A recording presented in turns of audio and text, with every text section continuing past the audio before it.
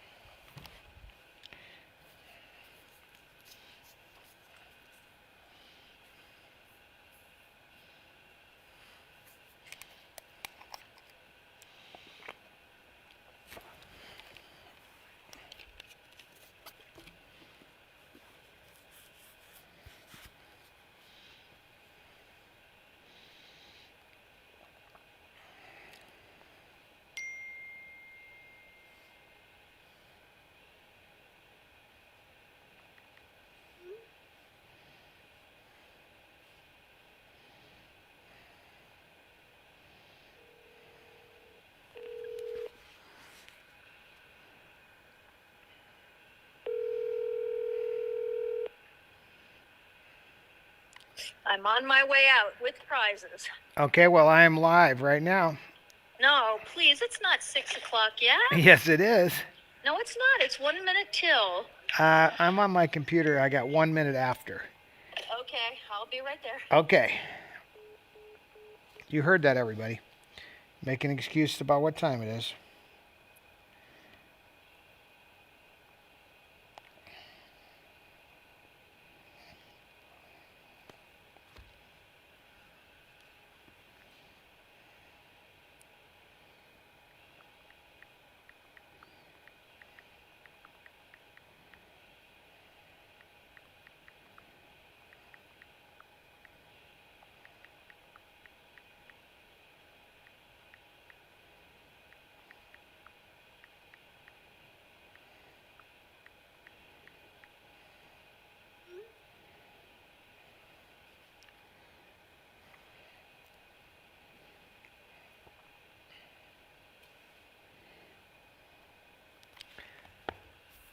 Okay. I guess I could go on Facebook and see how this all looks. I could talk to you guys. She usually does this, but let me see what I can do here. I'm not sure I've been on with my phone.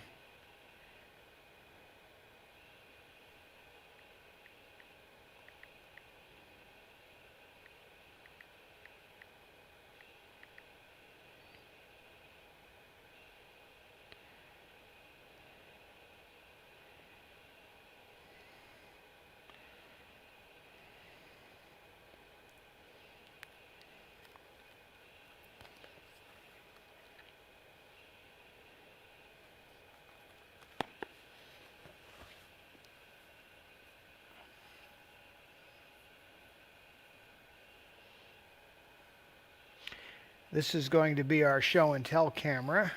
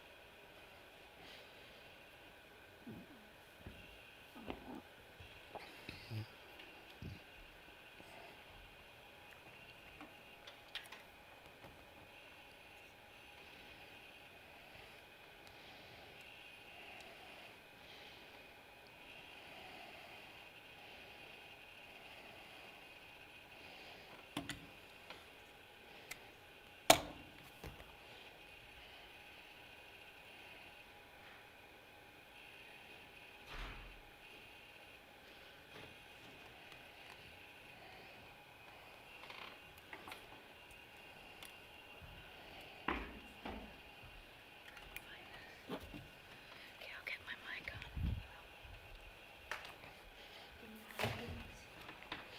Can I what?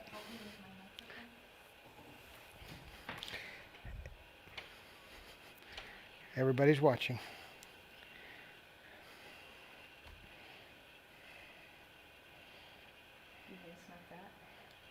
Well, they're looking at this. You want to go under or over this giant earring? Over the earring?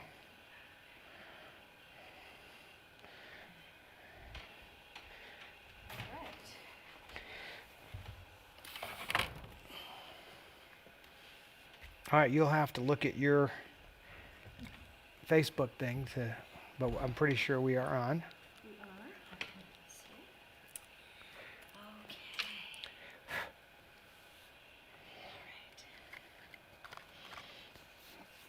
All right.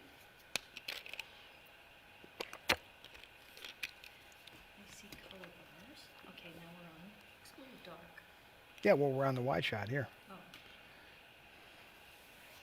Did you want? I didn't want to go in close yet. All right. Here we go.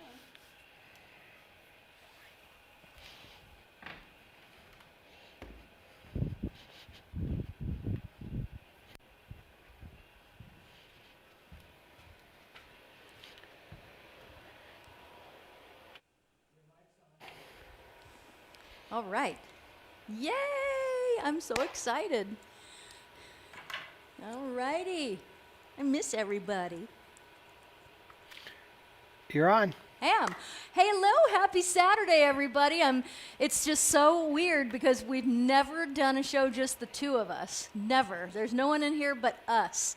So Todd is going to be very busy. First, we have a show and tell for you, which is going to be fun.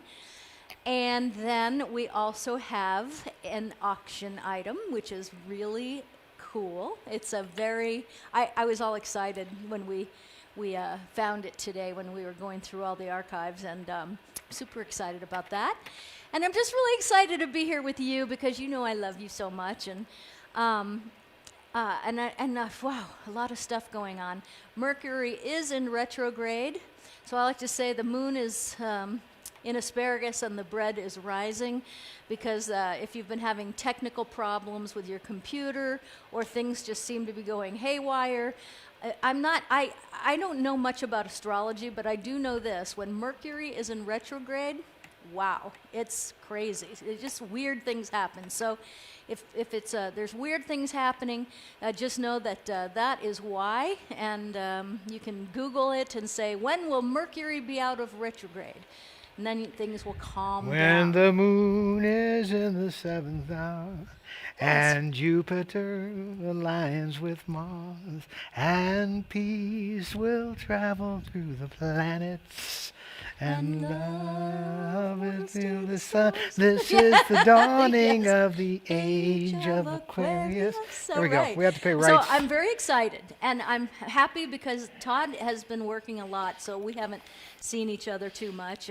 So I'm looking at my wonderful husband right here, and we have been working our tails off. So also, just on a little bit of sad note, one of my chickens has been very sick. Not Nugget. I don't think it's a chicken that you've ever met, but she's on her last day, I think, of life here, and she's 6 years old, and I have had her in my arms for a week, telling her I have loved her every minute of her life, every second. And I do think animals feel that, but I just went and checked on her, and I think this is the last day. So, you know, I've had a lot of time to prepare myself emotionally for this, and I don't want any animal to ever suffer. So it's okay. 6 years is not a bad run, but I'm going to run out after here and check on her. But I'm just happy that she's going to go be with all her brothers and sisters that went before her, and she's got a lot of them, right? Do you know when we get to heaven, honey, we are going to be, I mean, it's going to be a flood of animals that come to greet us. You know that, right? They'll get there before Debbie, my mom, Carrie, right? It's just incredible. I see. Yes, and also I would like to say that I know, I don't know if Bill is here tonight because I haven't looked at the room, but I just Look at the room. I'm looking at the room. Hold on. But I know Bill is going, and his husband are going through a lot right now with a friend, and that's not doing well. But we're all going to send positive vibes his way. His name is Jackson, so I want you all to say a prayer for Jackson to pull through what he's going through right now, because it's a very dire situation. And I've been talking to Bill for the last 3 or 4 days via text and on Messenger. And so, just say a prayer for Jackson, because I believe absolutely in the power of miracles. So we shall see. And I just want to let Bill and his husband know that you're very well thought of right now, and we're praying for you too, because I know it's really tough. So on that note, I'm just super happy to be here. I can't tell you. So how was your day, honey? Busy. Yeah, I know. I've seen that. Very hectic day. But we've been working on the archives. Yes. So every excuse we get, we, make that a little better, a little better, a little better. Yeah, let me see how the sound is here. I need my I see sound. folks. People are good?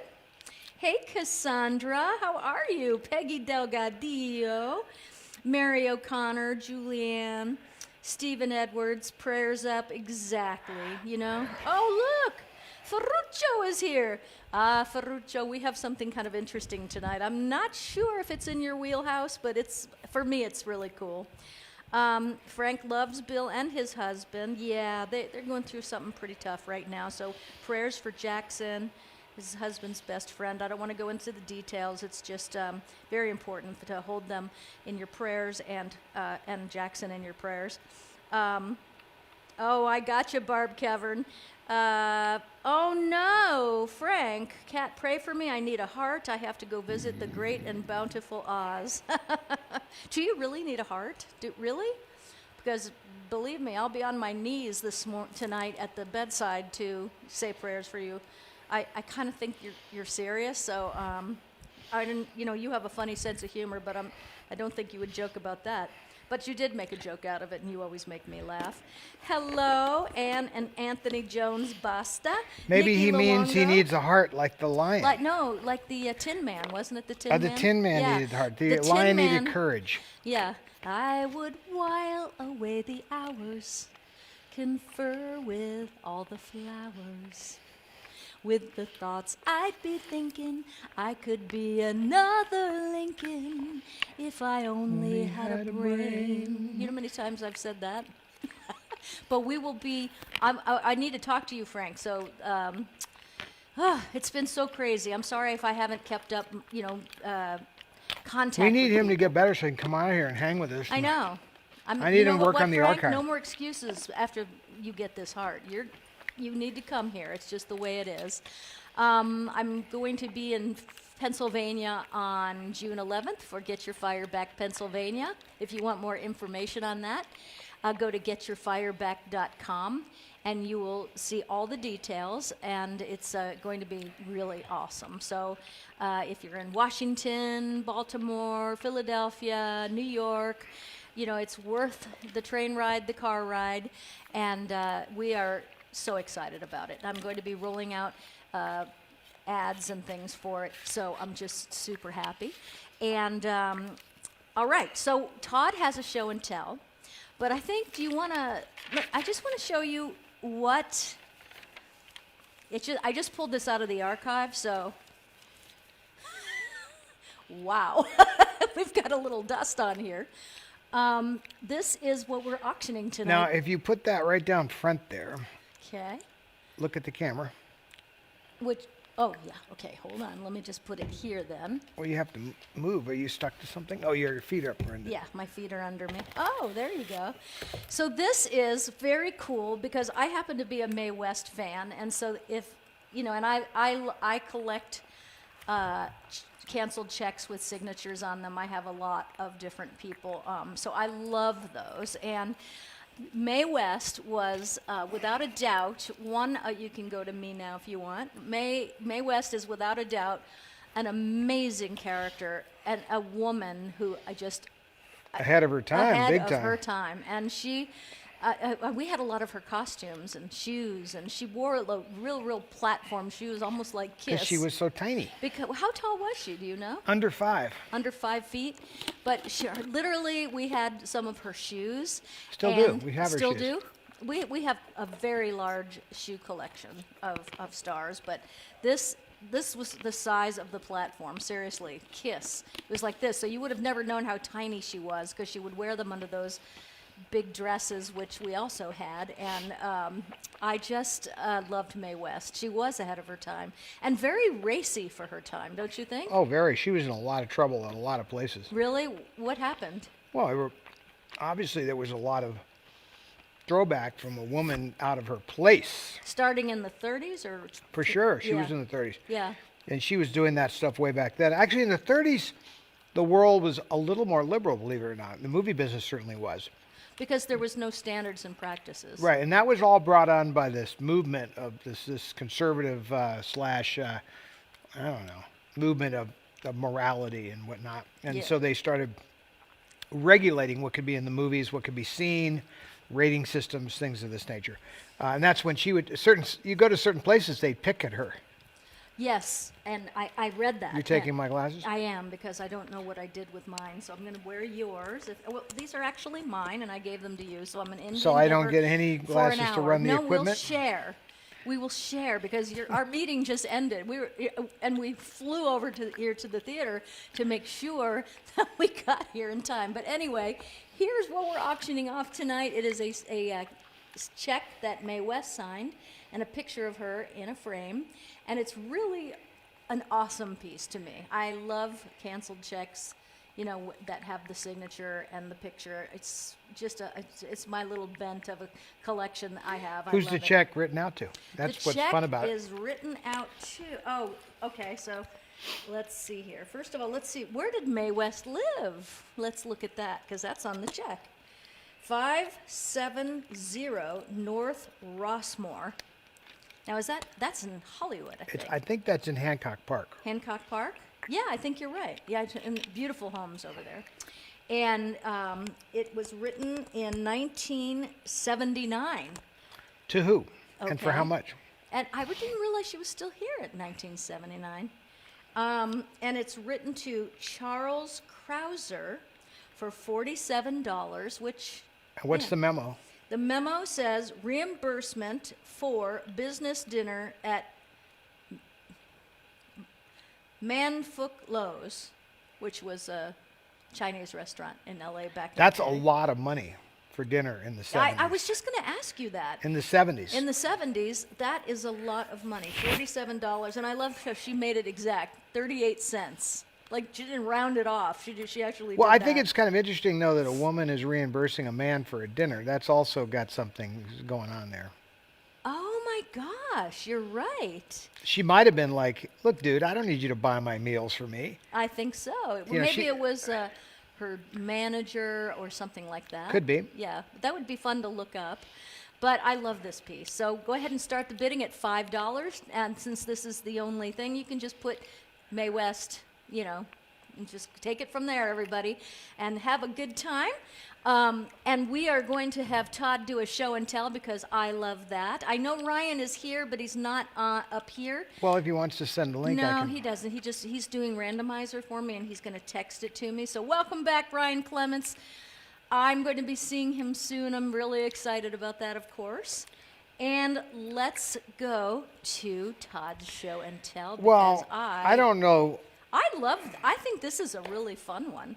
There you go. So there's two different things that I have here. One of the items is a book I'm looking for that's my full of glasses. letters Oh, here they are. Okay. written to Carrie or my mother, including between Carrie and my mother, and I have that next. But I have some writings here of Carrie's, and they're very interesting, and they're in her hand. And I'll go to the close-up camera so you can see what I'm reading from when I do read this for you.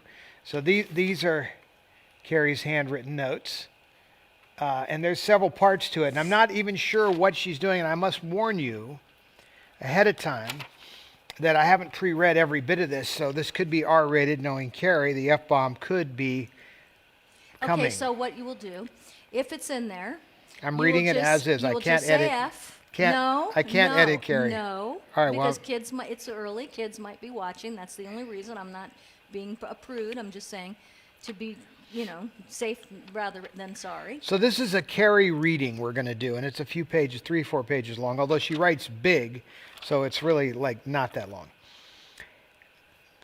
This is Carrie. I have a kind of flexible traveling policy. Basically, it's this. If I visited somewhere before, I can visit there again, but only if, in so doing, that I've never been to, and there, her writing is all jammed. Okay. It's all jammed together here.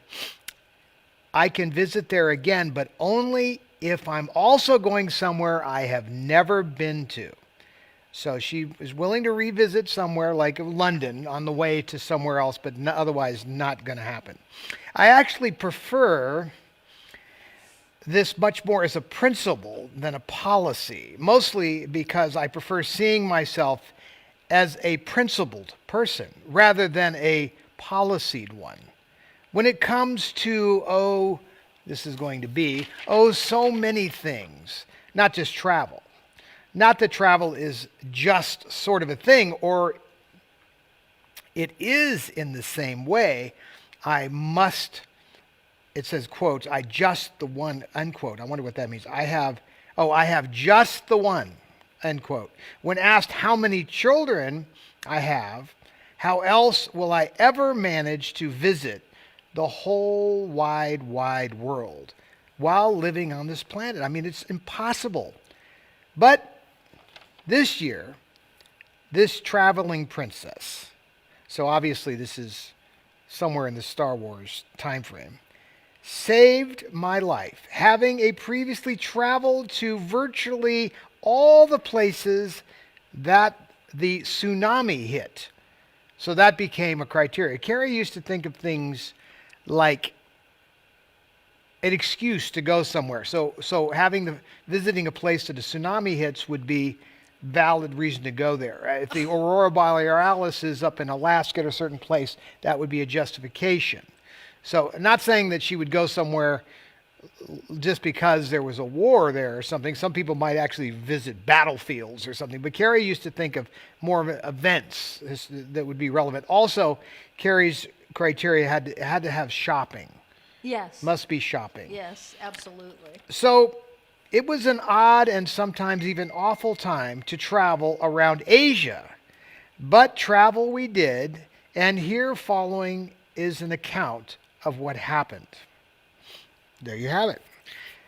My stepson Harper, now this is Harper Simon, Paul Simon's son from a prior marriage. And they remained very close. They were good buddies. Until the very end. And even at the end, Harper called me very upset when Carrie left and really was broken up about that. But Harper was pretty young, even as a young teenager when Carrie and he were together. So Carrie definitely was a role model / buddy. Eventually, they were very close. Okay. So let me find C here so I can flow along here because his writing is big. She had such big. She wrote. You could see how large her writing is. Writing. So what it says my son had recently broken up with his girlfriend. Well, and then he started dating someone else. But in any event, none of these women were available when it came to travel plans for Christmas. And as my daughter would be traveling with her father, meaning Brian was taking Billy because they would alternate custody things. Mm-hmm. Well, we thought, why not go away? The two of us. Cool idea, right? I've been asked to go somewhere for the Times. Me, Princess Leia, working for the New York Times. Wait till I tell Obi-Wan. And Harper was free to go somewhere too. Now all we had to do was come up with the somewhere. Oh my gosh. Harper. Now it's a cliffhanger. I want to know where they went. And stay tuned next week, and I will read the rest of this. Harper had never been to Asia, and I had. I was more inclined to go somewhere like New Guinea or India. So in the end, we compromised and we went to Asia. Now, I do have some pictures of their trip. I don't have them in this little pile of stuff here, but they did go, after all, there. Now, so that's what I would call sort of a short Carrie story. But if you're liking this, I have more. Would they? Are you liking this? He wants to know, because there's more Carrie writings here, and someone just asked. I thought it was Cara Antabia who asked what you were reading, and this is something he found in the archives. That's Carrie wrote. She used to write on napkins and anything that was in front of her. I might even have something like that. You know how many trees she went through for the size of this writing to write all this? It's really amazing that this was saved, you know?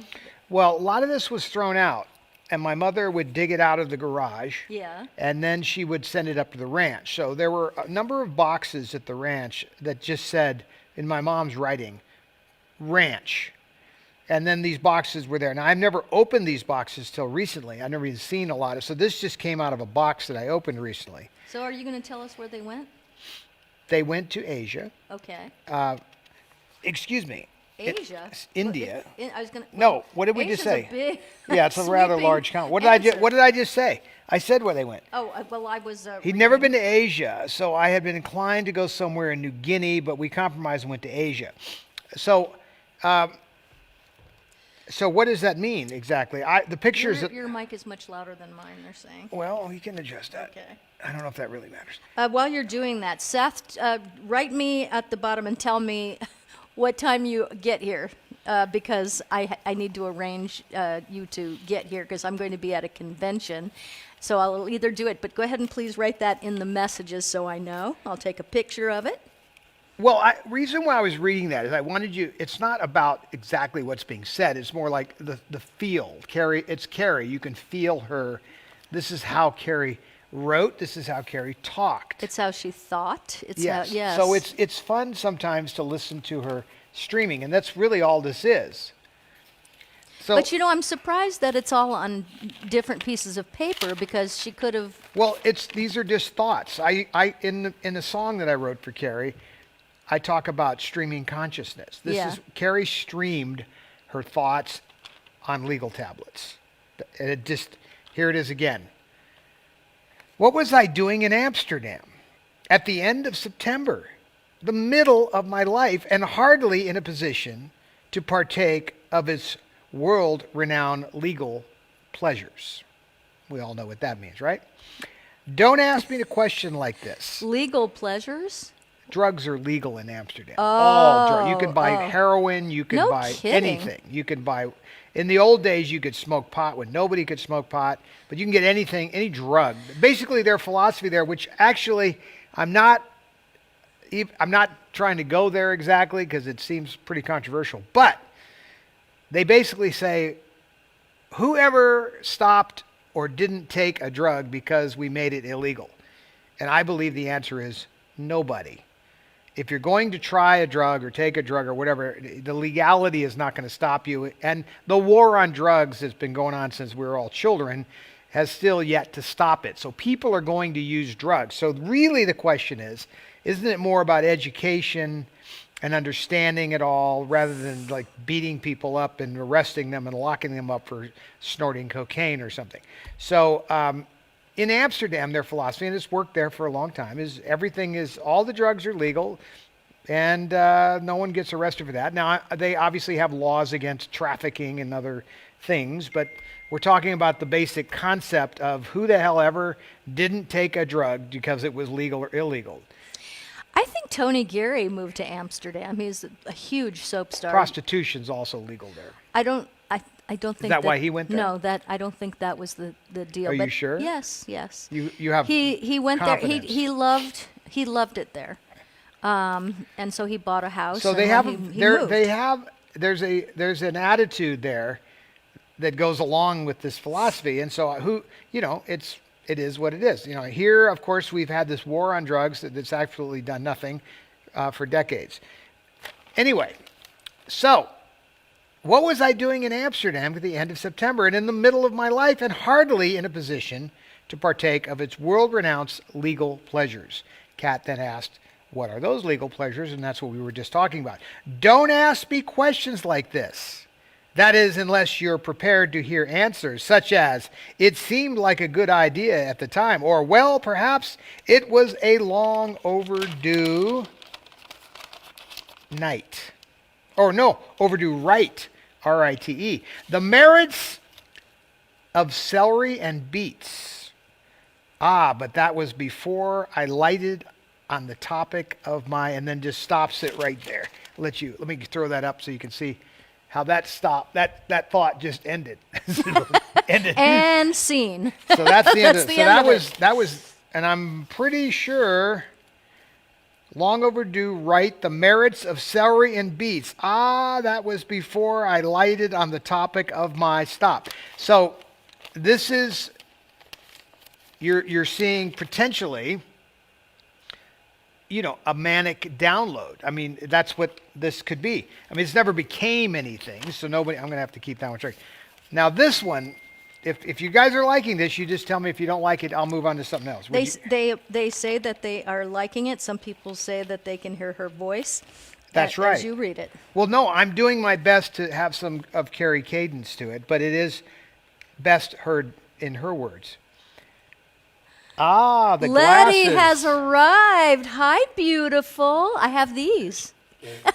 Wait a minute. I but I asked love her to having bring you you your here. glasses. Oh, no, they were on the floor. All the boys said, "My glasses are there." No glasses. They were just kidding. All right, now this is stapled together into what might be several things to become something. So I'm probably going to have to jump around, but the first page looks like verses, thought verses. That's what I call Carrie's sort of. I think she kind of downloaded in verse, talked in verse. History is long, but hurt is longer. No good can come of things that I ponder. Struck with wonder, bright and lightning style, singing and, what's that word? Can you read that? Let me see. Singing and Is that even a word? blaspheming. So it's when she says blasphemous things. All right, I'm not sure that's a word, but okay. Well, if it isn't, it is now. Struck with wonder, bright and white in style, singing and blaspheming, to dark the stormy skies, with both hands upon the wheel, we took a turn for the worse, rushing, clamoring for the exit. Who will punch out first? History is long, but hurt is harder. No good comes from the things that I ponder. Now you could see here, I'll go to the close-up camera. You can see how she's correcting this as we go. So this is not like a typed out finished thing, but I actually think that it's kind of a nice little bit of poetry. And these there. it is, and It's these unpublished. are older writings too. Oh, When you yes. think about this is a long time ago.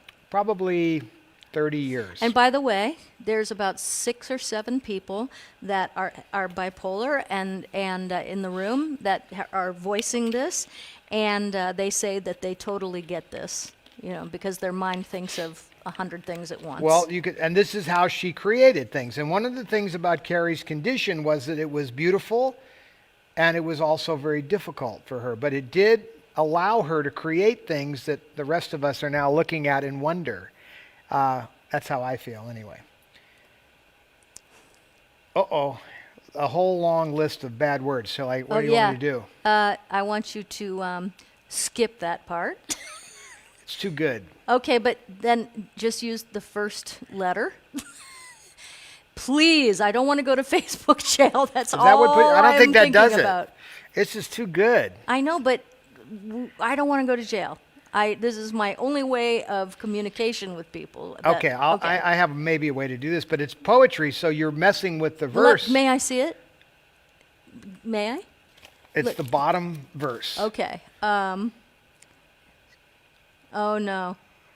I know what to do. Okay. Yeah. That's intense. It's too bad, is all I have to say. Now, maybe if Elon Musk wants to take over Facebook, we can say what we want. I'd be okay with that because we just say it then. Okay, so now she scribbled out a bunch of stuff, but she was talking about things that I ponder, and that screwing and effing with my head, I act better than I feel.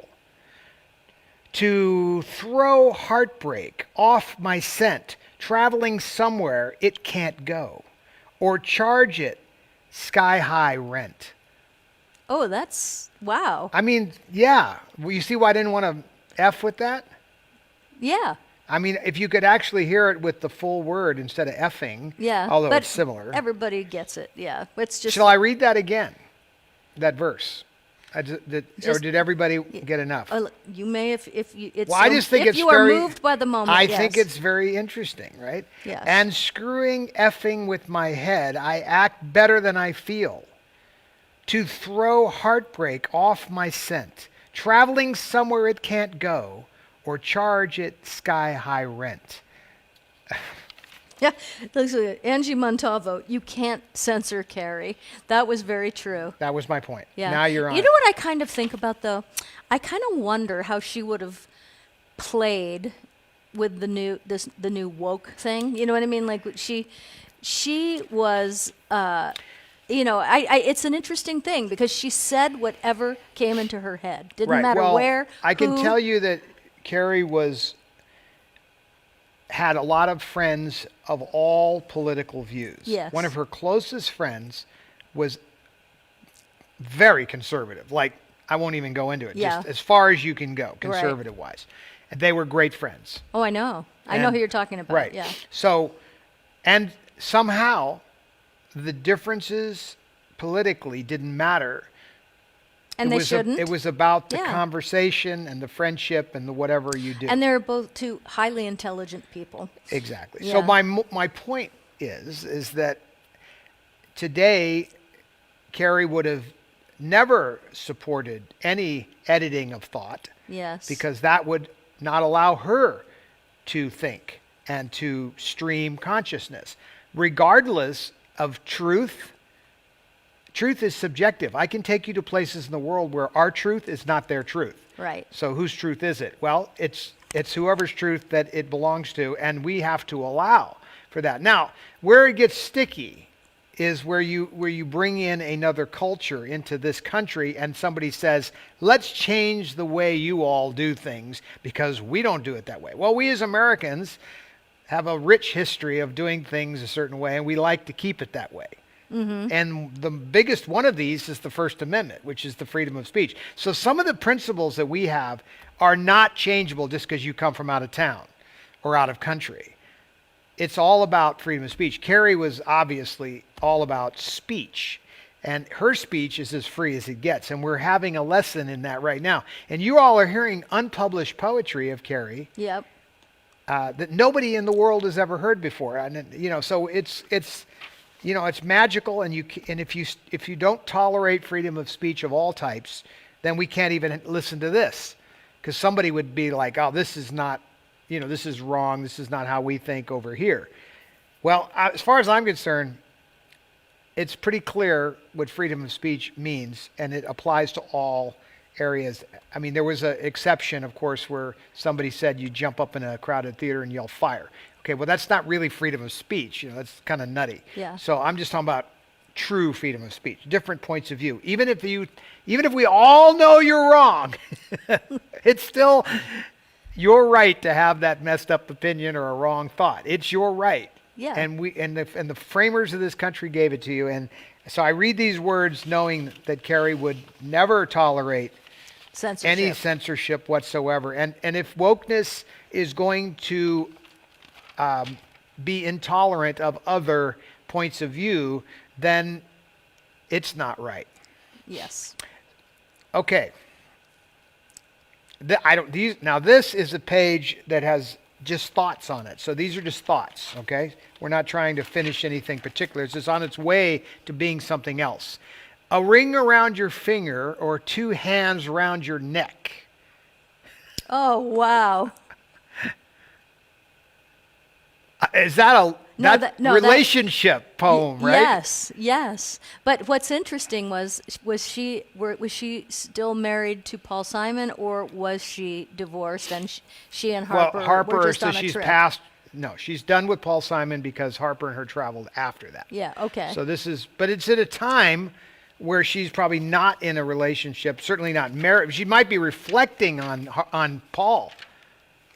Because the only person ever put a ring on her finger, only two people ever put a ring on Carrie's finger. There's the trivia question out there, folks. Who are the true people that put a ring on Carrie's finger?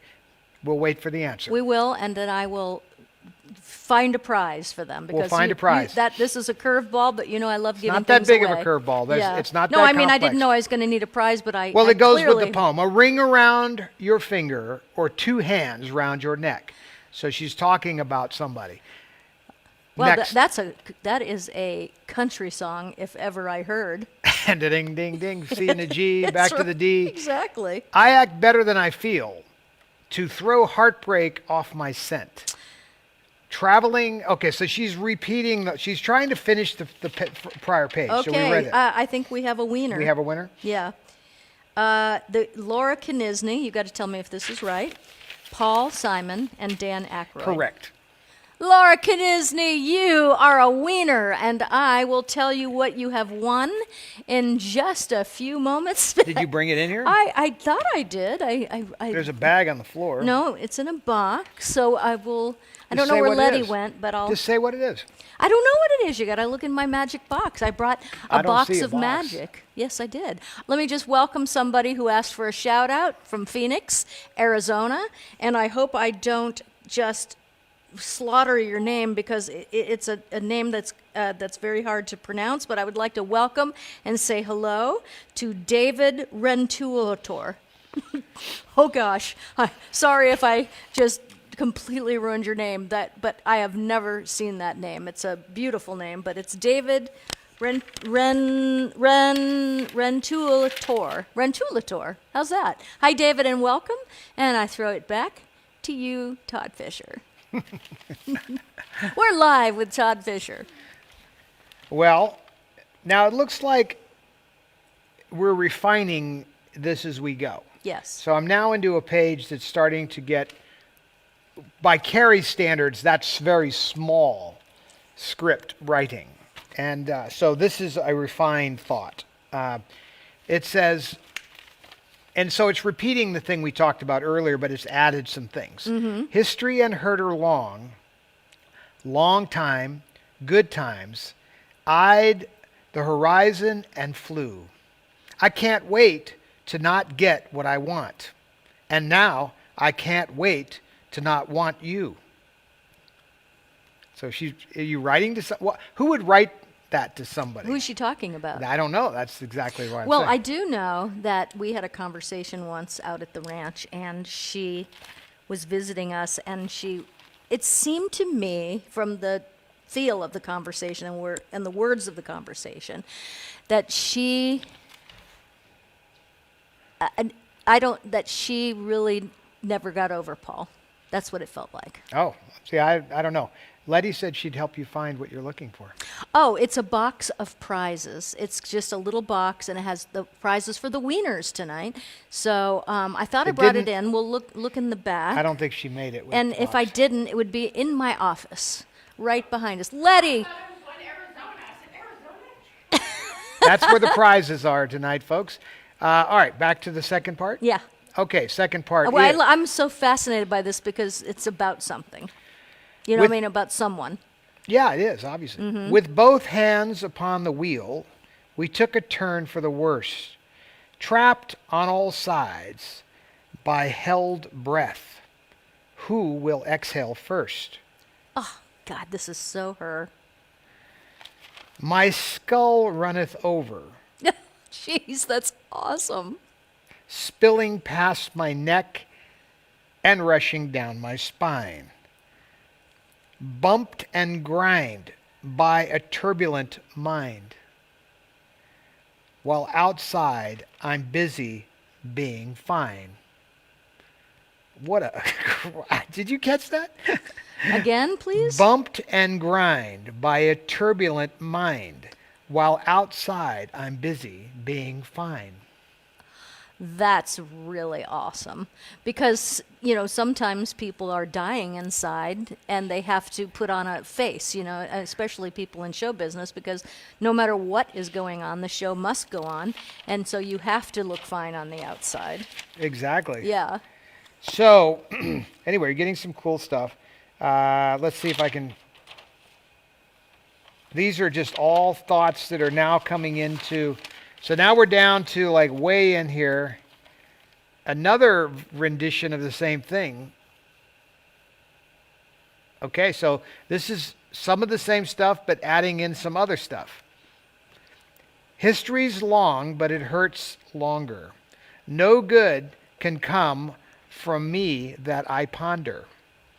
Struck with wonder, bright and white lightning style, singing and blaspheming. To dark and stormy skies, with both hands upon the wheel, we took a turn for the worst, for the exit. Who will sign out first? So you could see she's still working on the whole thing. I don't know if she ever really, let's see if she ever gets to. So it's all those same thoughts. I don't know that this ever gets any better than the first thing. I think this might have been more of the first thing. So now I'm going to read this, what was on the top, which I think was how I started this whole thing, which is sort of now the finished version of all the notes behind. We have a question from Joan Haston. She wanted to know how long they were married, Paul Simon and your sister. They were together for a couple of years before they got married. This is Paul Simon and Carrie. And then they decided to get married, which was a mistake. Then they were only together for like a year after that. The reason why that... I really wish she had married Dan Aykroyd. Selfishly, I do. I would have loved to have... I just think he would have been so good for her. And... I'll tell you what I think. I really like him as a person. Oh, I do too. I think he's such a great guy. I really liked him very much, and we were really close when all that was going on. But it's, in a way, I felt that Danny and Carrie would have been sort of the taming of the shrew in both directions. Right. Not the shrew, but I know what you mean. They would tame each other. So Danny, as you know, was also, not great at, being loyal. You've heard that, right? Yeah. Okay. I mean, it's not news to anybody. Mm-hmm. And Carrie, although being very loyal, Mm-hmm. was hard to be with. And there was... Danny was a normal guy. I know. When he went during the public memorial, I introduced myself, or he did. I don't remember, because I don't remember a lot of things from that day, just because it was so intense. And I was crying. I cried so hard so many times, but my memory of a lot of things. But I remember this very well. He and I had a long conversation at the foot of the stage, and I think it was right after the rehearsal and right before it started, the whole thing.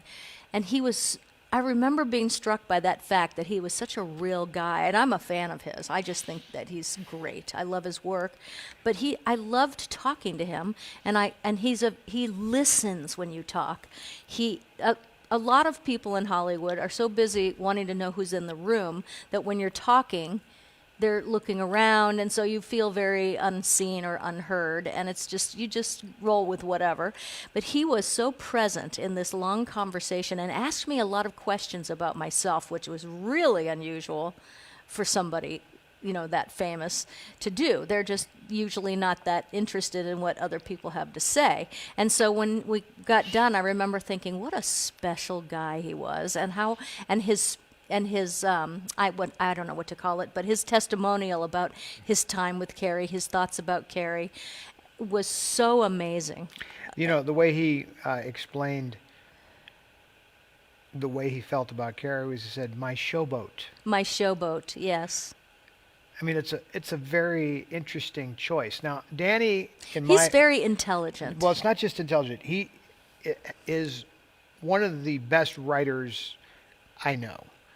He is one of the fastest and most creative writers you could ever see. Because of the days on Saturday Night Live and things like that, he could create content so fast, and his vocabulary is so deep, and you wouldn't think it from a guy that's riding a Harley or a police car, because he comes off as kind of a rough and tumble, the whole Chicago, we're locked up in jail with my buddy over here, he comes off like that, but he is super intelligent. I've written with him a couple of times, and I was just blown away at his ability to create so quickly and so deeply. And so what you're talking about is just an extension of that. Oh, yeah. But it really struck me, because of Sure. his genuine interest in But whatever. I totally agree that I would have way preferred that Carrie marry yeah. him. It would have been better for me too, just selfishly. Well, because he and I just- were good buddies.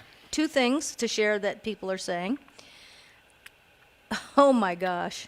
Okay, so Sharon Amorosa, who is a big Carrie fan and really, I love Sharon. I really wish I could meet you, Sharon, so maybe someday soon. But I think that you're such a great thinker, and I always love reading what you say. But what she said here was, Carrie should have been single, I think. She's such a free thinker, and marriage to her was a prison. What do you think about that? So I have only one thing to say about it. It Okay. takes the right guy. That's the difference. And you want to know, this is something I didn't think of until now. You probably have. But your mom and Carrie shared that. Correct. They had the They were wrong a load. picker. Yeah, their picker was broken. And Well, they didn't really know. I think she knew true love through Danny. Because I think he really, I don't understand why, she chose somebody over him, because Paul Simon over him. Because I think I can tell you why. I mean, Okay. I know why. I mean, Paul Simon, it was challenging.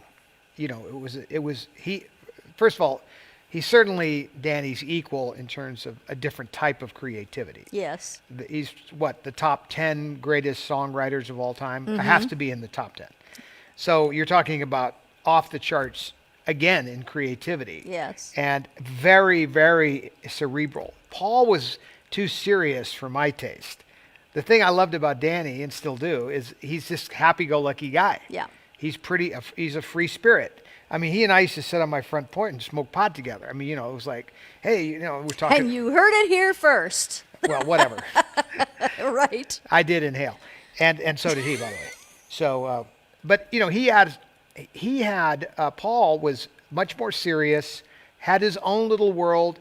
He was also, I think, for a person that was going to tame Carrie, or have Carrie as a partner or mate or whatever, he was incapable of allowing her to be who she was. He was one of these men. Ooh, that's awful. Well, it's the truth, and a Yeah. lot of men do this. Yes. And when you run into somebody like Carrie, who's a powerful force unto herself and a creative, powerful force unto herself, he wanted her to stop being in the movies and whatever, and I mean, it's just sort of Neanderthal thinking in the way I look at it. I mean, could you really take Carrie off the market? I don't know.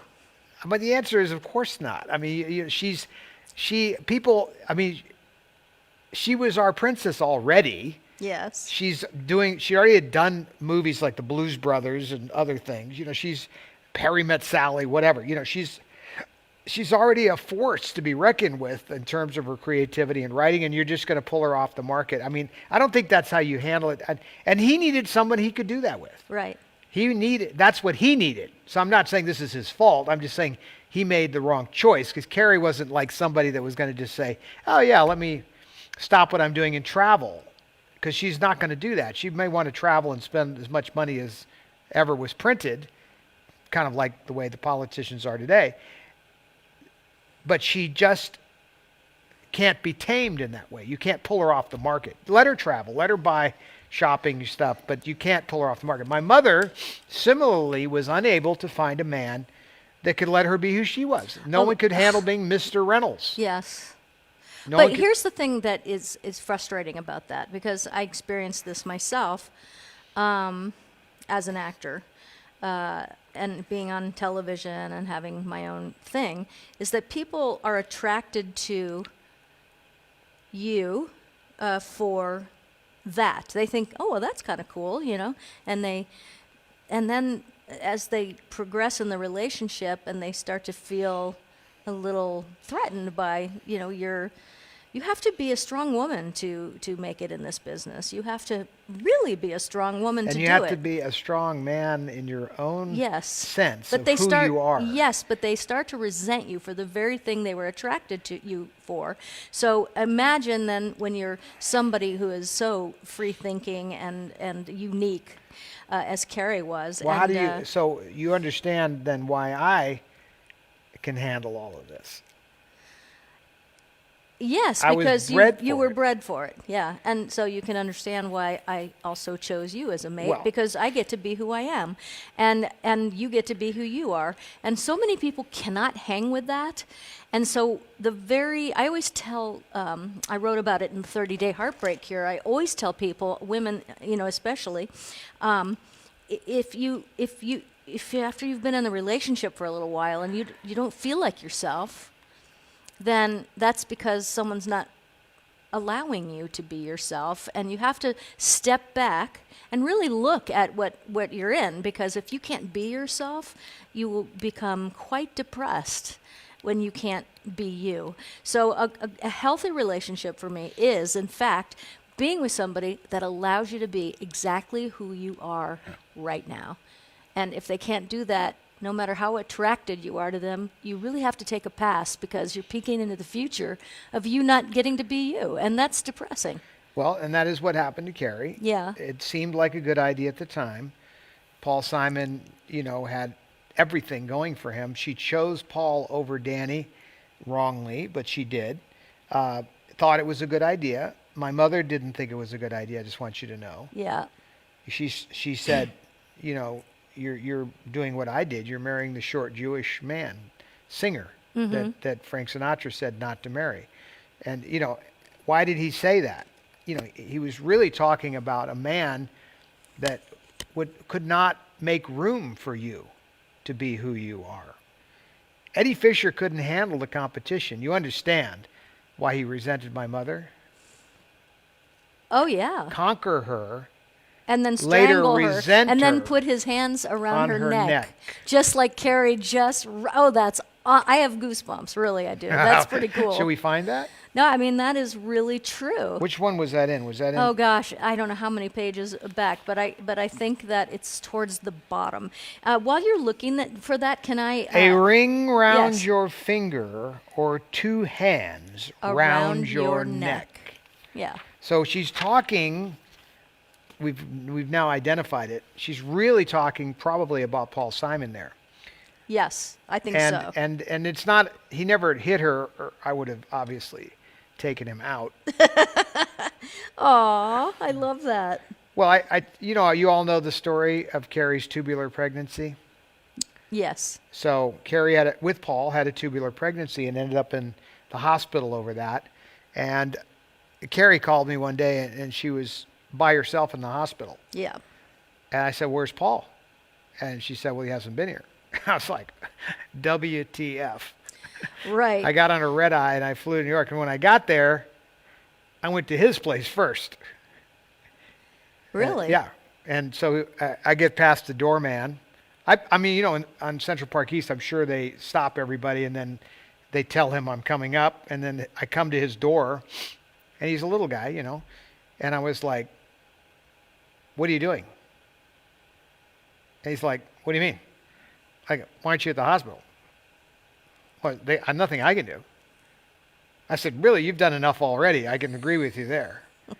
Wow. I mean, I was fucking mad. Oh, I was. Okay.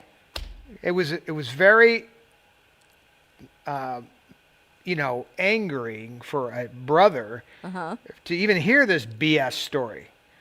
about how you don't, what's there for you to do at this point? Well, I mean, you just impregnated the girl, and this is what happened, and we had a tubular pregnancy. It's traumatic. You should be sitting there and supporting the program, and then you bring her home, and you hang with the person. It's a lot to lose a child, even though it's not a child yet. Like the argument right now is, what is a child? But to a woman, even at that moment, who thinks you're having a pregnancy and you don't, and it goes that way, that's traumatic, period. Yes. You think you're having a child, but you don't, and it goes...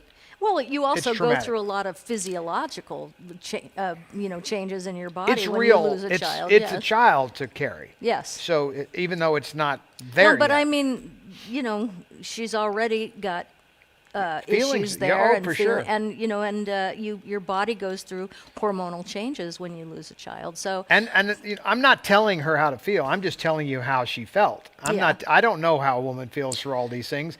I can't tell you, but the argument is playing out in front of us right now, worldwide, or not worldwide, but countrywide. William Padron says there is no Central Park East. Do you mean Fifth Avenue? Central Park West. Yeah. Like and 56th or something, yeah. Okay, so yes. Yeah. Oh yeah. Oh yes. Yes. Something like that. He still lives there to this day. Yeah. But at any rate, I was like, he was in his little robe standing there, and I was like, what the hell? So, that is, I didn't know him really well, and I just showed up, stayed for a few days until, picked up the slack there. Now, anyway, Carrie was a handful. Now, in his defense, I'm going to just say that Carrie is a handful for anybody. She could wear me out. She could wear anybody out. She was a handful. So I don't know if there was a perfect mate for Carrie. I understand, like your friend that said maybe she would need to be alone. But you know what? My mother didn't like being alone. We were just talking today about something very interesting, which was when Carrie and I were teenagers and we left home. Mm-hmm. We didn't understand the impact that it had on my mother. And somebody was asking me about the story, and was it true that Debbie lived in her car? So yes. that story's come out a few times. And my I mother think that she put that in her book. She did. Yeah. But she just left out some important details. Okay. All right. So, to be fair, yes, she was in her car by choice. Yes. She owned the most expensive beach house on Carbon Beach with a pool in the front. I mean, just like amazing beach house that we owned. We almost got married there. That's right. But because she sold it to Gary Marshall. That's right. Yeah. But she had the house, but she didn't want to go there alone. And we didn't understand what she was going through. She was alone. The children, she didn't need a man when the children were around. Yeah. Then the children both split around the same time, and she was going through all this. We didn't see it. So yeah, she was in her car alone, and why was she? And but my mother was made to be with a partner. She was really good at it, better than Carrie for sure, at being a partner. She played that role well. She like even when she was with Richard Hamlet, who didn't deserve it. She played that part, including going to Virginia and cooking him food, which you can't even imagine the idea of my mother cooking. But the moral of the story... your mom was a self-proclaimed could not cook. I mean, she tried to make you a grilled cheese sandwich, and... Well, she tried a few times, but I was like, she'd But it's okay, because she earned the right not to cook and to have other people cook for her. Well, the way I explained it is I said, my mother maybe didn't cook, but she could afford some of the best cooks to cook for us. And they were good, and too. they were really good cooks. We had the best cooks ever. So anyway, there was some of Carrie's poetry, so enough of that. I'm wearing everybody out. But I have a whole book full of this stuff. Oh, I know, and it's so there's more, great. and I'm not going to do that right now. But I will do one other thing that is sort of fun. Okay. I have another book here. Can I just have the camera for 1 second, or I'll get into yours, because I just want to show here. I'm going to remind there people. You go. Yeah, and I'm going to get a little closer. So Mae West is up to $100. So this is a one of those things that isn't going to go sky high, and I want to show it to you to get a little closer. Well, I could have put the front camera on. Okay. No. Here we go. So that you can see it. So the picture and the canceled check. I'm trying not to get glare on it. Hold on a second. There we go. You can go closer if you want. Okay. I'm going closer. I'm barefoot on the stage. Oh, So I've got, here, let me get the glare off of it. So there it is. with her signature on the bottom and her picture on the top. And it is currently at $100. So if you want to bid on it, I just wanted to bring everybody up to date. And there you have it. So we've heard from Carrie. Okay. We're going to hear from Debbie. Oh. Now, these are letters written to Carrie from my mother Okay. at the time when we had the hotel.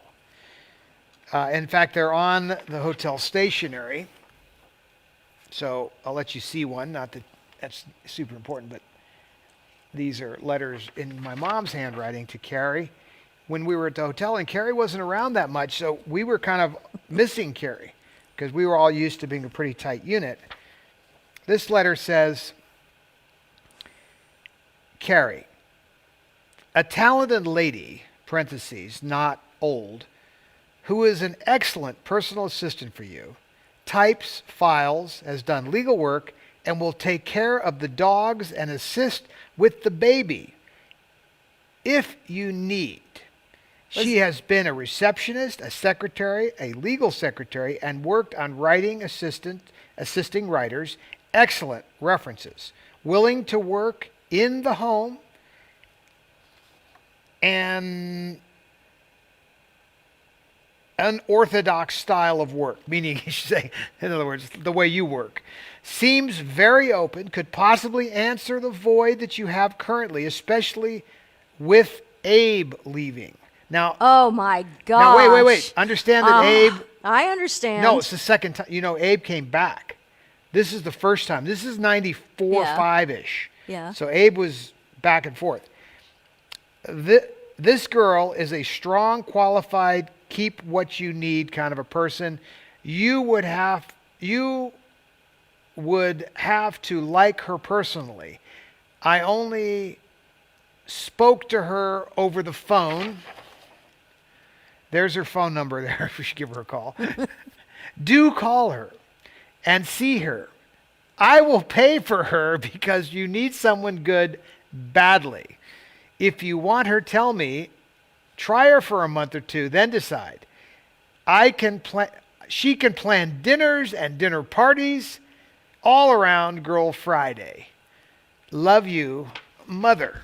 I So- love that she signed it Mother, because Well, that's one that's- of my favorite movies of hers. Well, she was the mama. She was the mama. So there's the sign off. Love you, Mother. So this was my mother, like, worrying about Carrie, you know, while we were doing the hotel in Vegas. So here's a follow-up. Now, this is kind of a funny one because it's in this envelope. So this was left. It says, Carrie from Debbie home, leave on her bed. So that's what it says on the envelope. And then there's another letter inside on the same stationery, so that tells us when it's from. Now, you may ask me, how do I know that Carrie even saw this letter? How could I possibly know just by looking? Because we don't have Carrie to say, oh, I read this letter. It's just an envelope, right? Boy, she would have been better served if she had hired that lady. Yeah. You know? So how do I know that Carrie got it? On the back. Because Carrie wrote on the back of this envelope, What'd she say?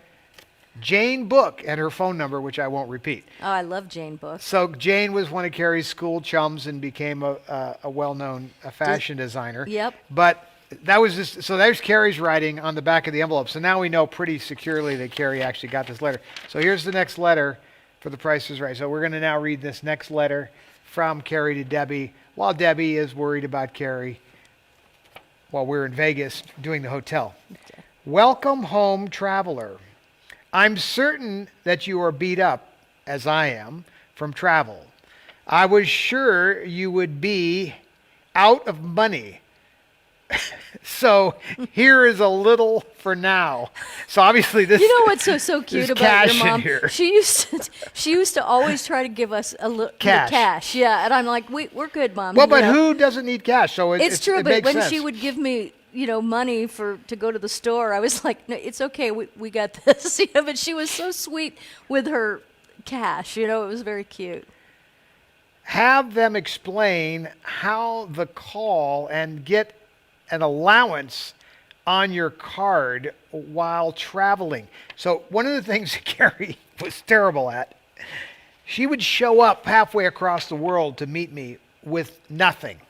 I mean, she have her luggage, but no money, no credit cards, or nothing. Just arrive in places like. Well, that's clearly before you needed to have a license to get on a plane. Remember well, that? she would have. I'm not saying she'd have her passport, but I mean, she Yeah. would have no financial things with her. That is crazy. So, like, I got an idea, she says. Meet me in Singapore next week, and we'll go to China for a few weeks together. Now, this is her idea, not my idea. Okay, where do you want to meet? Well, we'll meet at Raffles and have a Singapore sling. Because this comes out of a movie, an old 1930s movie. Ronald Colman Yeah. played Raffles.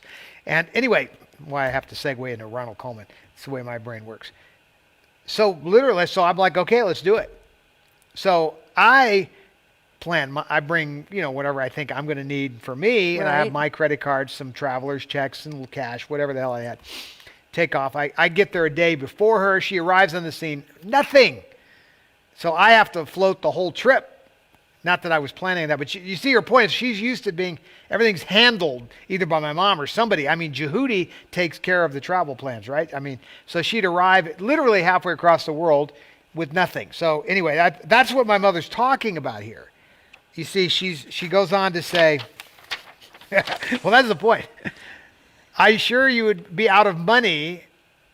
Here's a little for now. Until you can reach your office. Have them explain to you how to get an allowance on your credit card while traveling. I mean, here's your mother telling a grown woman, that's just how you get money on your credit card. Perhaps I should be on your card so I can advance you your own funds. Because the office is closed while mothers are never closed. Oh my gosh. Oh, I how love beautiful. you, and I am so happy you're home and safe. Love, Mama. Oh. Isn't that a beautiful? Yes, yes. I honestly, her love and care for, her love and care for Carrie, and always wanting her to be okay. Always wanting her to be okay. And I know a lot of other people used to say to your mom, like they would try to get her to use tough love with Carrie. Oh, yeah. And your mom always felt like that's not a good idea because a lot of her friends had children in the same boat, and they use tough love, and their children commit suicide. Well, they're so not it's with like, us anymore. Yeah, Plenty and they're of them. not with us anymore. And so your mother used to say, "I just want to make her life as easy as possible, as easy and breezy." It was really quite something to watch. Well, Really it was. it does contradict the Al-Anon, movement. Yeah. Well, you have to make your own decisions about how you're going to handle things in your life, and you go with your gut. You have to. Well, they would listen to say that you're not helping the person unless you just leave them there face down their vomit. I was sitting in a meeting early in Carrie's first drug overdose when the teacher at the Al-Anon said that, and I looked at the guy and said, well, that's not going to happen. and he said, well, then you're enabling her. I feel really bad because I did let that happen. Well, Not with her, for a but husband, it's one thing. But Yeah. I said, do you? I have mean, no, it I was said, just- I I used said to to this just- guy, I said, do you have a sister? And he didn't, and I said, well, I'm just telling you, like, this is my sister we're talking about, and that's not going to happen. yeah. Well, then you're enabling her. And I said, well, so be it. I said, but I'm not going to leave her there. Now, as it turns out, I didn't know what I was talking about. I was Yeah. 20 years old. Mm-hmm. But as it turns out, my mother's philosophy actually, as you just pointed out, was a good philosophy in the sense that so many of her friends, kids left in their 20s and 30s. Right, and she lived to be 60, which and is way longer than anybody than he thought. expected. True. And for me, let me just tell you, this was in the 80s so you do the math and who it was. But he would come home roaring drunk. I mean, so hammered or high or whatever. And he wouldn't make it to the front door. He would pass out in the grass. And of course, in California at night, the grass gets really cold and dewy. And, I was actually... Don't the sprinklers come on too? I think the sprinklers come on too. But I was seeing somebody because I was having a really hard time emotionally with this. And, I didn't want I wanted to leave, A but therapist, you yeah, mean. so I went to a therapist to just Because kind when you of. say you were seeing somebody, it implies Oh no, you were no, no! dating. I meant a therapist, and so I was saying how hard it was for me because I don't have an addictive personality. I don't understand the addictive personality, and I felt like I was being pulled down under the ocean all the time by my feet. Like I would come up and take a breath, and then yank. I'd get pulled down under the water, and that's how it felt. And I felt out of control of my life, and it was very scary and it was very stressful. So the therapist said, I explained about the passing out in the grass a lot, before the front door. And she said, well, what do you do? And I said, well, I wake him up and bring him into the house. And she said, what would happen if you didn't do that? And I said, I don't know. Well, you mean just leave him in the grass? And she said, yes. And then she explained it to me like this.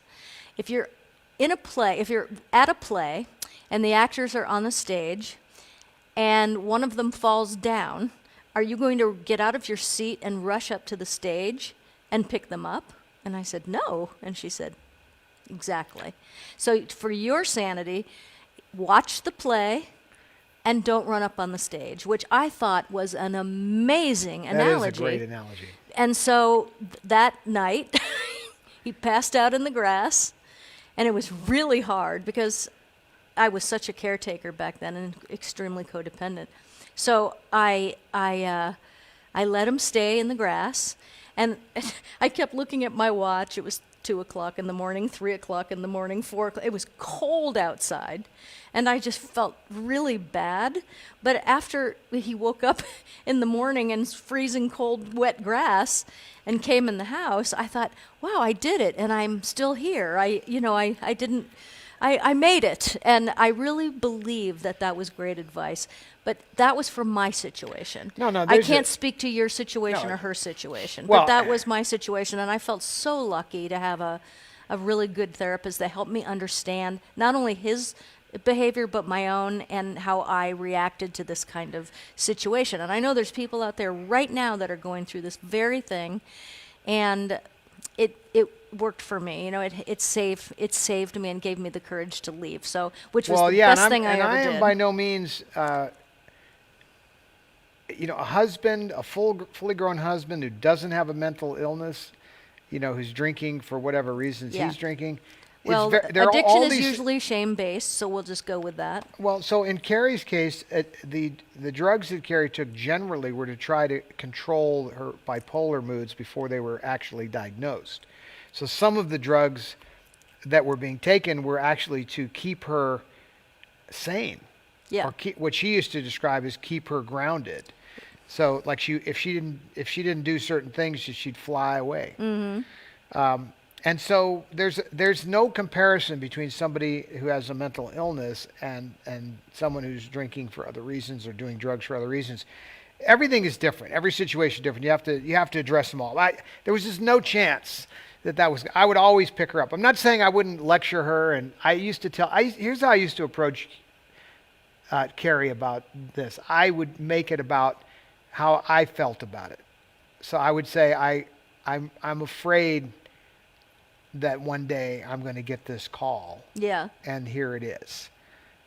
And now I get this call, and at least you're here, but I mean, I could get a call and then you're not going to be here. And eventually that call did come, and she didn't come out. Now she Well, your mom's greatest many fear times. was that call, and she told me that many times. I can, in my mind right now, I see Yeah. many times where I was in Carrie's face having that conversation, sometimes in a hospital, sometimes otherwise. But the difference is that I would always try to save her. I was involved in a controlled give her a hard time. I actually said to the doctor one time, give her a night that she'll remember. Don't go easy. But now you're talking about something under doctor's control. It's not risky. Just leaving someone on the floor is more risky. Leaving a tough guy out in the lawn, Yeah. he's probably going to survive. But you know what it comes down to, and I'm going to speak this to anybody that's going through this right now, because it is so damaging to the person that's not anesthetized. You know, people that do take drugs and drink to the point of sometimes a blackout or whatever, they're not really feeling anything. But the person who's clean and sober that's with them is not anesthetized, and you feel everything. And it's, you know, it comes to a point where you realize you have to stop trying to save them, because it's now time to save yourself. And that is not selfish, it is just fact.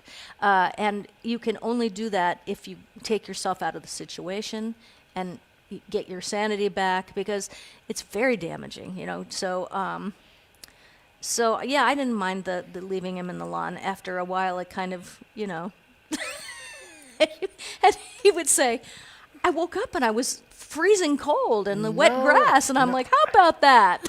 No shit, Sherlock. I know. Is that right? It was And how did that happen exactly? exactly. I was But they wondering don't where you were. remember, so that's the whole thing. You know. Yeah, they so don't. are you really teaching them a lesson? No, you're saving yourself. You are saving yourself and proving to now, yourself I'll that tell you have my, strength. In and my that's good. experience, though, you described something that happened to you Yeah.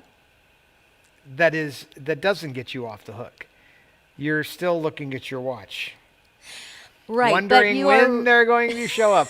It's 2. I wake up, it's 3. I'm waking up again, it's 4. I'm waking up again, it's 5. You're worried about them. You cannot release it because you are a conscientious, caring person. You're not going to just be able to let it go like that. It's a fantasy. If you tell me just let it go, baby, that is not going to happen. I mean, I had an alcoholic ex, Yes, as know, well. and I know the game. And as much as you think you can just Yes, let but it go, Todd- I don't care. I'm letting it go. That isn't going to happen. But Todd, you weren't going to leave. Right. You were, because you are a committed person. I am a committed I probably person. should have been committed. Yeah. But the thing is when you do it, what you realize is that it gets easier and easier and easier to do it. You didn't look at your watch eventually? Eventually, I stopped looking at my watch, and I actually Did you sleep found like the a strength baby? to. I slept like a baby. Oh, well, see, that's a good... Yeah. If you can arrive because there, then that because makes I it... wanted out, you see. So you have to understand that I needed to get the strength and courage because I knew I was going to take a public beating for it. I knew it. And that's why I left the country for 2 years and lived in Italy. Because I was so If you broken. just had to come found me, everything would have been fine. Well, you were married, so it wouldn't have done me any good I was at all. getting ready to kick her to the curb. No, you weren't. I know you. You are so true. You know, you are a true blue. And so I don't think you would have ever left that. And I think it would have swallowed you whole eventually, actually. And so, you know, I like talking about this because there are people out there that are going through this. And, you know, like, be courageous. And already, you know, there's people that have said things, you know, in here about this situation and that they're in, and you know, you have to find your courage somehow, and sometimes it's just being proactive like that and going, oh, I can do this. Oh, I am worth more I like than your this. other line. Which one? These things just snap right off. Well, you have to say it right. Here it is. All right. Well, hey, these things just snap right off, and that's right. I can't believe you remembered that. I love that line. Well, it's true because you realize that you could have gotten out a lot sooner. You could have changed things a lot sooner for yourself. And, you know, but then you don't want to hang on that thought too much. You just want to go like this. You got out. You made it. You look at you. And when I went to Italy, I was so broken. I mean, really broken from just exhaustion, you know, and I, for the first time, wasn't on a TV show because my show Capital that I was on got canceled. And I went to Italy to make a movie, and I thought, oh my gosh, my phone's not ringing. I don't have to answer to this, and nobody knows where I am. I'm staying. And that's how that whole thing started, was because I put myself back together there. And when I came home, oh my gosh, I was a different person. Very different person. I put up with not much, if it, you know, disrespect. I was done with that. I had to learn another language to be there that long. And I just proved to myself in my 30s that I really could be the strong person that God made me to be, you know. So that's about that. Now, it's late, so we're going to give stuff away. And also Laura Knisney, I'm going to tell you what you have won. That's right.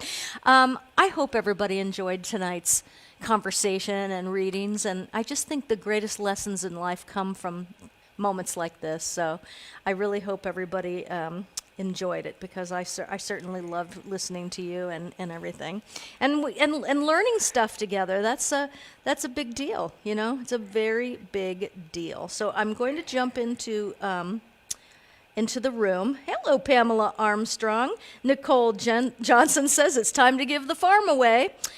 Barb Kevern, 18. Oh, it's so nice to have you here. Patricia Duff, I think about you a lot, Patricia, and I look at your picture I took of you. I take everyone, when people come to get your fire back, I set up a situation where we have a backdrop and the camera, and I take pictures of them. And I know when I have it, like that's something they're going to love.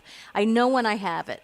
And I'll click, click, click, and when a minute I know I have it, I stop and we go on to the next person. And I love to give people their pictures at the end, because I want them to see themselves as I'm seeing them at that moment.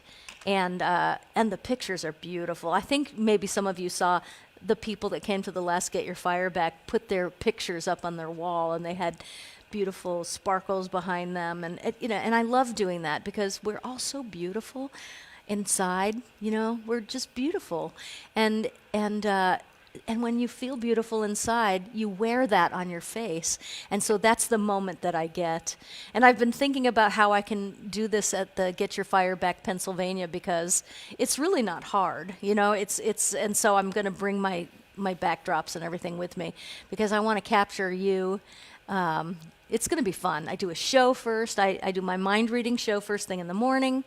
And that we have breakfast together. Then I do my mind reading show first thing in the morning. And then by 10 o'clock, we are in full Get Your Fire Back mode, and it ends at 5. And I promise you, if you are there, you are going to leave with a different way to think, if that's what you want, and a way to get out of your way, and a way to be happy, and a way to have joy, let joy find you, and how to do all these things, and how to be courageous, and what to say. I teach everything that I know, that I've learned about influence, which is what I use in both hypnosis and mentalism. And so I teach you how to influence people, and it's such a cool thing. So, go to getyourfireback.com if you're anywhere on the Northeast, or anywhere actually for that matter, and go read about what it is. And it's so much less expensive than coming to Las Vegas, because it's one day and it's open to both men and women.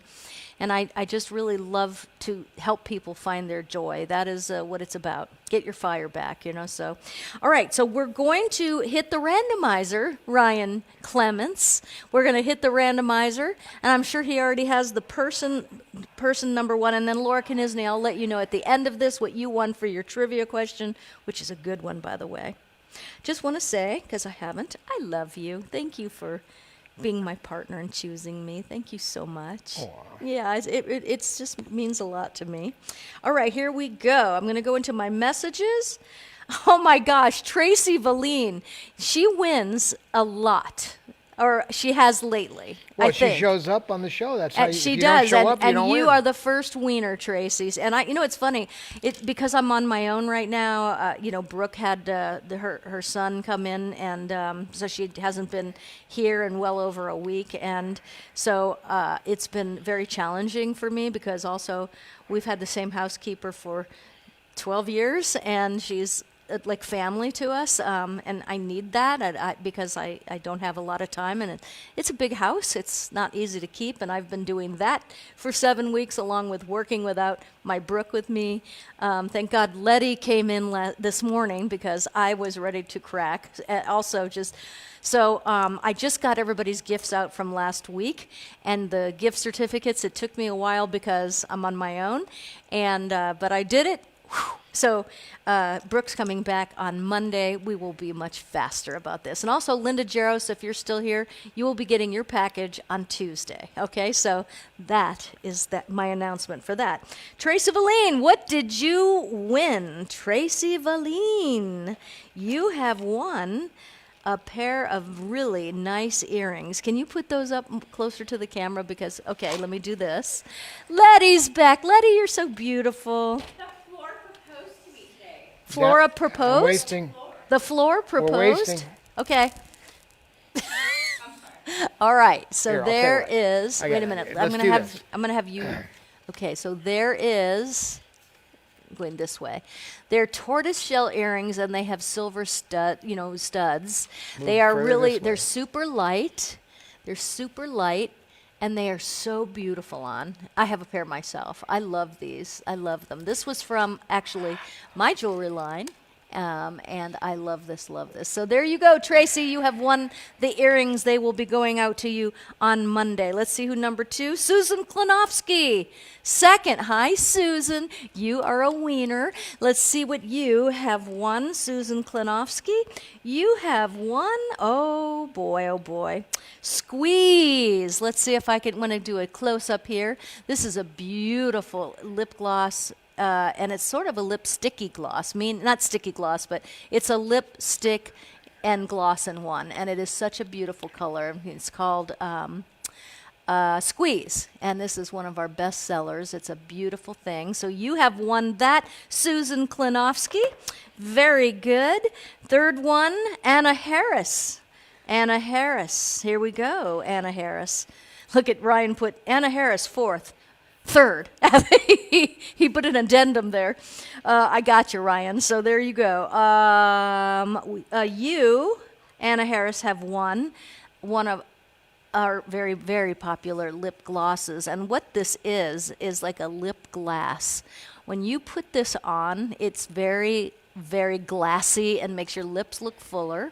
It's called Gossamer, and I've only given it away once before, and that was to Judith IDK. And I love this gloss because you can wear it alone or over things, and it is so beautiful and glassy, so it makes your lips look magnified. So Susan Klinowski, congratulations. You are Anna Harris, congratulations. You are a wiener. And I am ready for my next one, Ryan. Susan Hirsch. Susan Hirsch, you are a wiener too. And you, Susan, have won this beautiful necklace, which is also from my jewelry line. Let me just see if I can, let me get my microphone out of the way. Here, hold on right there. Boop, boop, boop. So you can see this beautiful necklace. It's really gorgeous, so you can see there. See? It's long. It's got this beautiful stone in it. It's just beautiful, beautiful, beautiful. So you have won that, Susan Hirsch. The next winner is Gina Selman. Gina Selman, you are number 5. Gina Selman, let me see what you have won. You have won, Gina, my newest cleanser, and it's a cleanser and toner all in one. It is airplane friendly because it's 2 ounces. That's as much as we are allowed to take. So it's a lot because you just put about 4 pumps into your hand. It's foam cleanser. You can use it on your eyes, takes off eye makeup. You can use it on your skin, cleanses and tones at the same time, and it's amazing. I love this. I haven't bought them. I haven't made them in big bottles yet, but I'm going to because everyone who gets it just loves it, including me. So there you go. Gina Selman, congratulations. These are all from catcosmetics.com. And someone asked me if we were having a sale. You know, we are back into our We Care, WECARE, for 20% off of anything, and just loving that. Gina, okay, decide when we will cut off auction. Okay.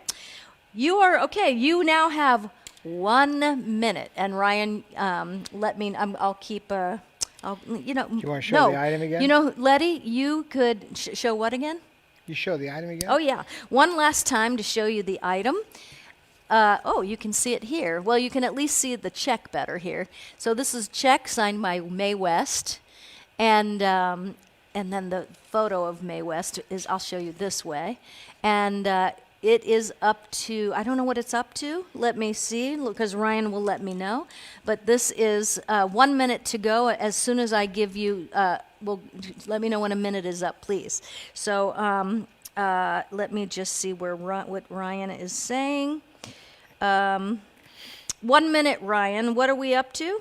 Last time I saw it was $230. So you have 1 minute if you want to bid on this great item, and we will get back to you in 1 minute to let you know who won. Okay?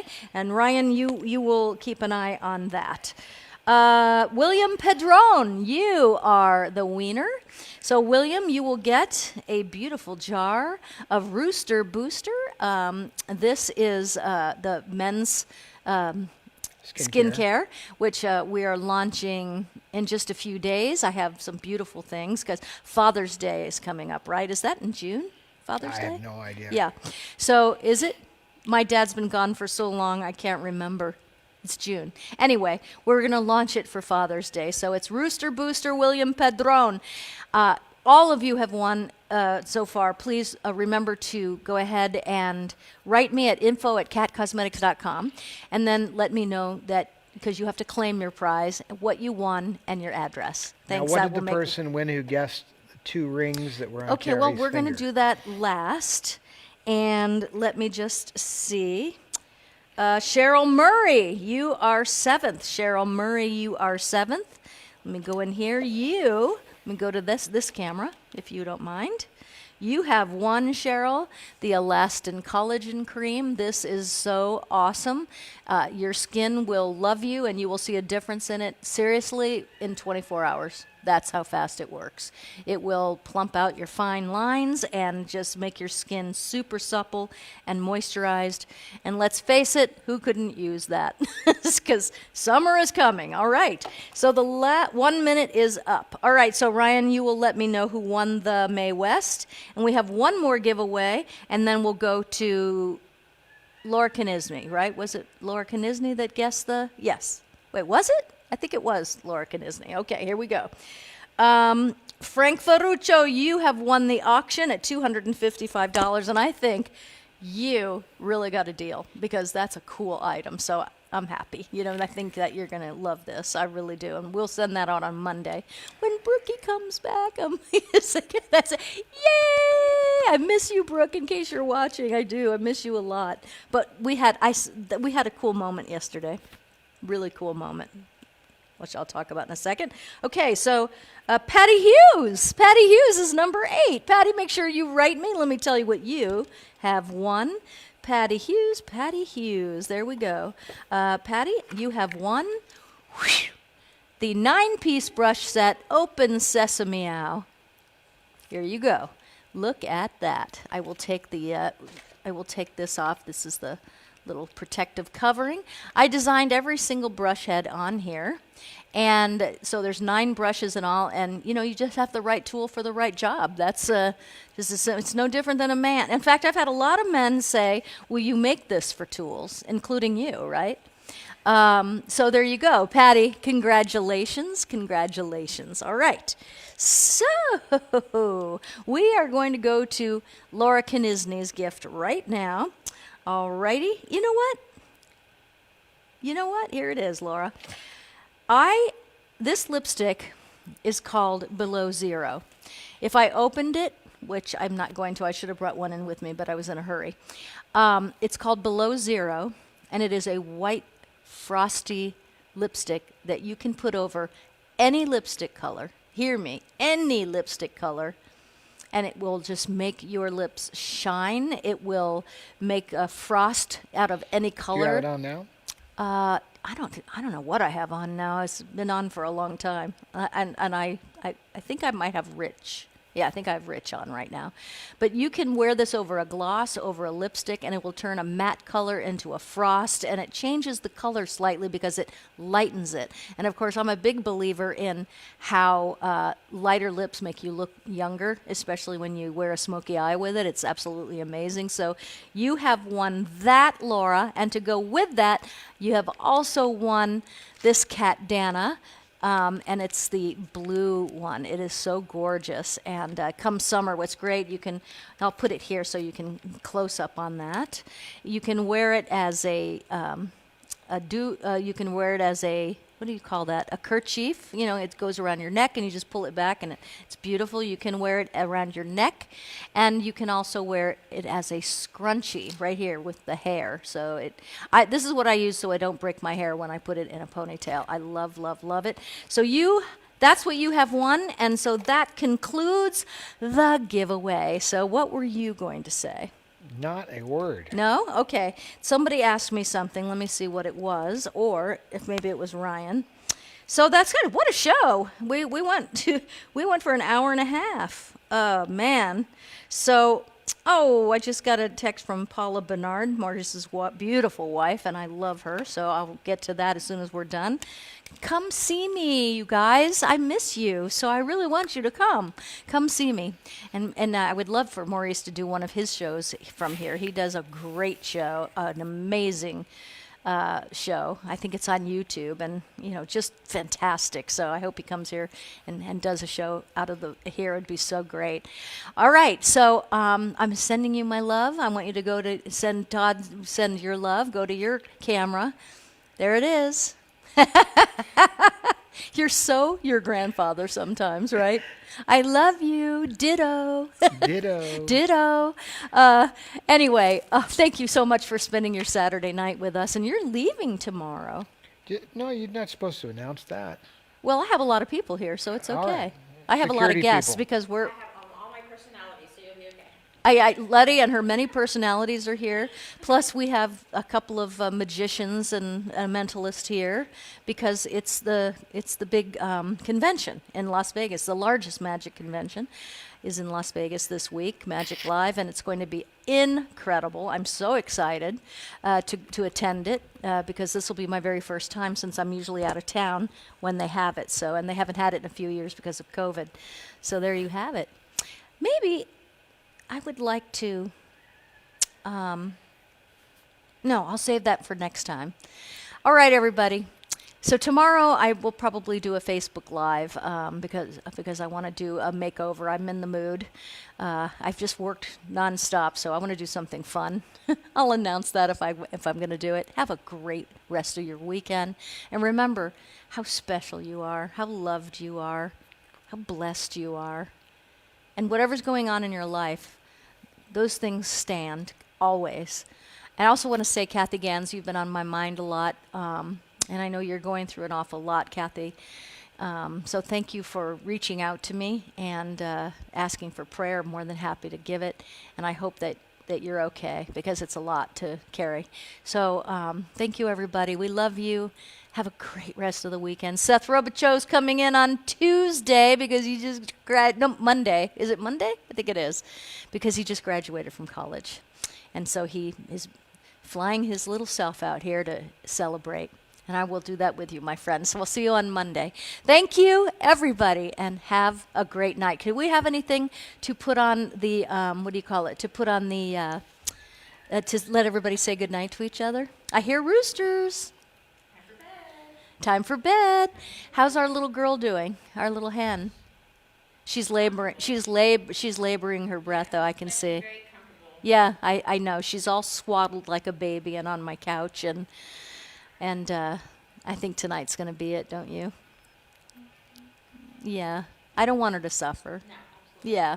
So she's a fighter. she is a fighter. She's stubborn. Yep. She probably should have let go 5 days ago, but she doesn't want to go. She doesn't want to give up the ghost. Yeah. So good night, everybody. I'm going to have Todd play something so you can say, or show you something so you can say good night. We'll see you next week because I think Todd. Oh, you're working next weekend, aren't you? No, I'll be back. No, you'll be back, but I think you're working on a project next weekend. Well, we're doing the BBC show. Yeah. Okay. Well, I will be back, and hopefully Todd and I will be back. But if not, I'll handle both nights, and it'll be great. So what you got for them? Oh, I'll have to look around here and find something interesting. Okay, let me look here, too, because I want to see. Let me just see here what you've got. Oh, I'm so excited. You know what I found? I found a signed photo of one of the Little Rascals.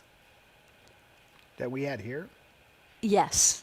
And it's from, seriously, it's from the 1920s or something, right? Was that Little Rascals? I have some lobby cards. Yeah. Oh, I mean, How I about just this? love it. Carrie ranting and raving. Okay, but it looks like it.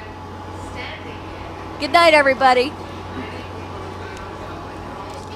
fell asleep in the car, so my personality is still way up on top of the hill, shopping. Where are we? Because introduce this Oh, we are in Long John Harbor, I think, on a boat.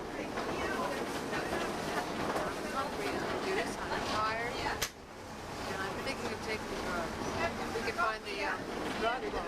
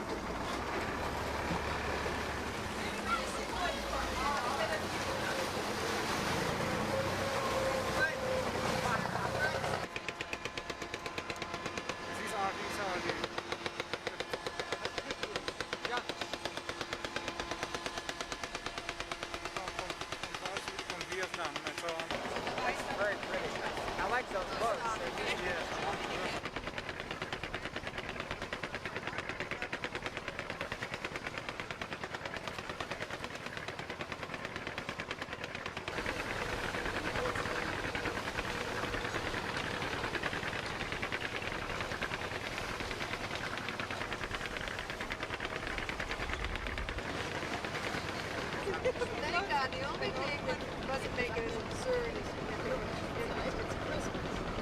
The 90s. Yeah.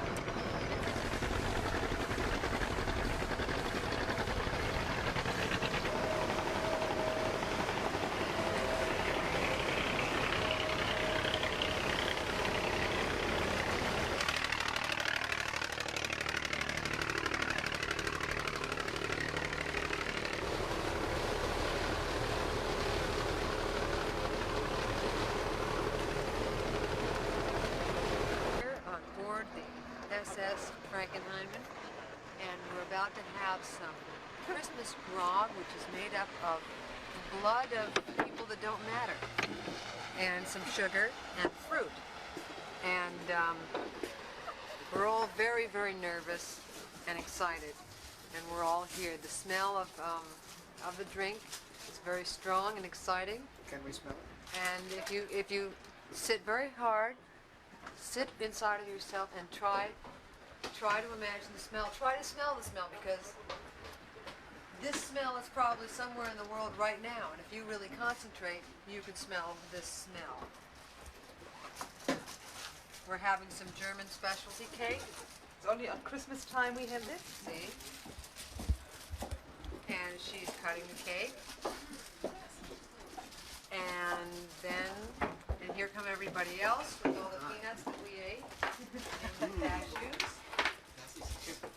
And there's the judge and a lawyer we have, so I'm going to be the criminal this evening. They're going to prosecute me at dinner, and I'm going to defend myself. A bug. Is that now true? you have a. Is it true? I got it all on film too. Is it? What was it? Paul, Yes, to translate. Here's an English Das too. ist Wait, wait. Ganuga from here, all of us in Hong Kong. Okay, tell me what My it one is. phrase that I know. Okay, you guys. Okay, Sorry. Cheers. Cheers. just go. Nice meeting each other. Can't be. In China, can't be. Cheers. Cheers. In China they say ganbei. Oh, Gambe? Yeah. And in Japan it's Kampai. Prost in German. German, it's Prost. Prost. It's so many That's things. right. Roast. I've heard that before. This is like endless. We'll never ever drink the drink. Kriegsgefährte. Das ist And? Wait a minute. Should be sweeter. It's a bit sour because we have not enough sugar. I'm sorry, Are you sure? but it makes you warm from the inside. It's very good. This should be sweeter.